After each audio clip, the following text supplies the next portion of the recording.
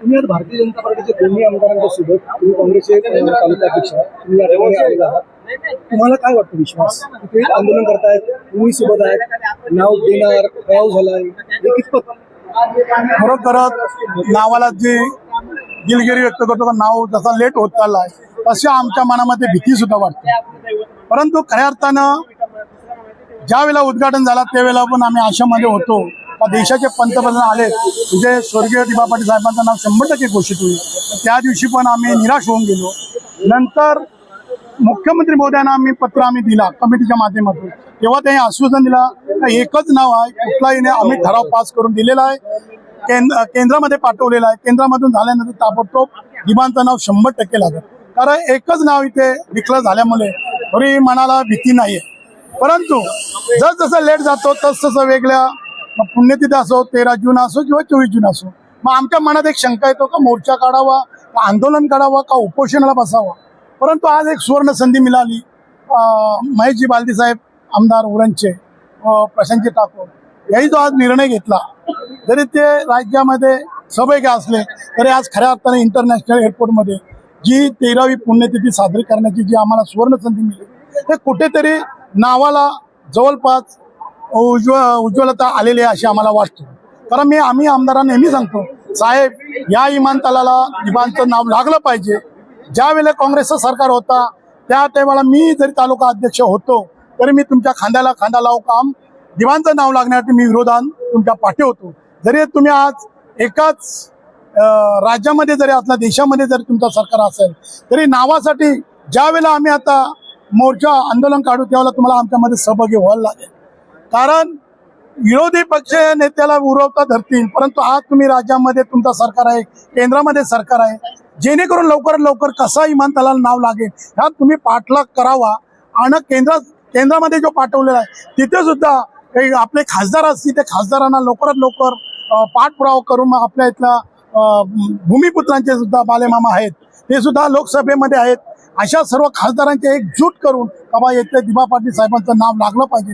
यासाठी सर्व या माझ्या स्थानिक आमदारांना माझी विनंती आहे का लवकर लवकर आपला हा विमानतळाला नाव लागावं यासाठी तुम्ही प्रयत्न करा. पण जर एकच नावाचा प्रस्ताव असेल तर घोडं कुठे हटले?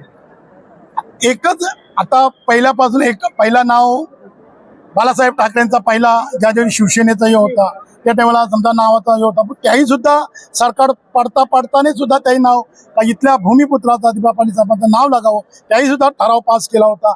आता 5-10 वर्ष झाली हा ठराव पास होऊन गेलेला आहे. पुढे लवकरात लवकर हे पाठलाग करावा आणि एकच नाव आहे म्हणून याला टाइमपास होता कामा नाही. सुरुवातीला सांगितलं गेलं की विमानतळाचं काम पूर्ण झालं त्यानंतर नाव देऊ, त्याच्यानंतर सांगितलं विमान उडल्यानंतर नाव देऊ, आता त्याच्यानंतर इंटरनॅशनल विमान उडतोय.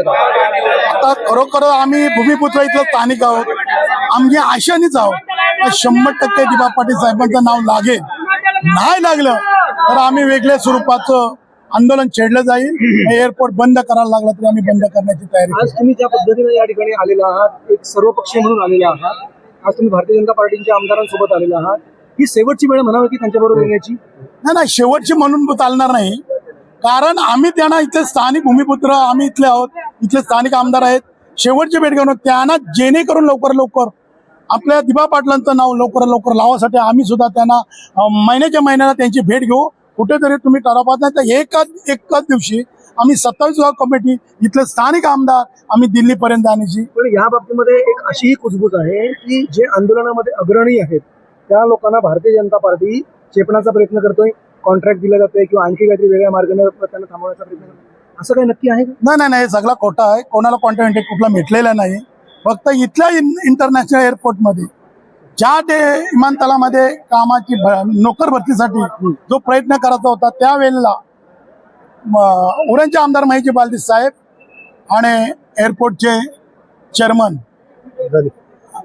अदानी साहेब यांची ज्यावेळेला मिटिंग झाली त्यावेळेला आमदार साहेब होते आणि ज्या पद्धतीने बोलणी झाली त्या पद्धतीने ते भरती चालू आहे. तुमची वेगळी संघटना आहे, त्यांची वेगळी संघटना आहे, त्यांच्याकडून भरती होते, तुमच्याकडून काय स्थिती? नाही 100% सांगायला लोक वेगळी बोलतात, पण भरती आमच्या 27 गावच्या माध्यमातून जास्तीत जास्त होत आहे. या ठिकाणी पैसेही घेतल्याचा आरोप होतोय. ही सगळी अफवा खोटी आहे पैसे घेण्याची. जे खरोखरच एक 7-8 महिलांकडून फुले ना संदीप तुपे म्हणून हा एक व्यक्ती कुठला आहे त्यांनी लोकनेते दिबा पाटील 27 गाव मगुनाचे एक लेटर हेड छापून 30,000 रुपये प्रमाणे एक 7-8 महिलांचे पैसे येत होते. त्या महिला आमच्या कमिटीकडे आले, अशा आमच्याकडून पैसे घेतले. आम्ही ताबडतोब तिथं अर्ज केला आणि पोलीस स्टेशनला ठाकरे साहेबांकडे आम्ही सादर केला. अशी व्यक्ती कोणी असेल पैसे घेणारी त्यांना लवकर लवकर शोध लावा, त्याला आतमध्ये टाका. आता एक शेवटचं आहे की जनतेचं जे काही वेळ होती ती आता निघून गेली, सहनशीलता संपली जवळपास. जसं तुम्ही सुरुवातीलाच म्हणालात की आता कुठेतरी शंका वाटायला लागलेली आहे आणि कारण अशा प्रकारची शंका वाटत आहेत. आता या स्मृती दिनापासून पुढच्या स्मृती दिनामध्ये एक वेगळ्या प्रकारचं अल्टिमेटम तुम्ही देणार या वर्षभरामध्ये जर नाही झालं तर तुम्ही वेगळी भूमिका. हो पुढे या 24 जून 26 आहे, पुढच्या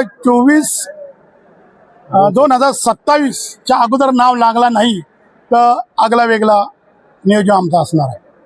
मग तुम्ही यांच्यावर विश्वास ठेवणार नाही? नाही नंतर मग आम्ही पण विचार करू. परत दिबांचं असं आंदोलन करू का पुन्हा ठाणा, रायगड, पालघर सर्व पक्षीय स्थळातील सर्व जनता गरीब जनता गावोगाव जाऊन आम्ही स्वतः भेट घेऊ आणि आगला वेगळा 2 ते 3 लाख लोक रस्त्यावर उतरण्याचा आम्ही प्रयत्न करू.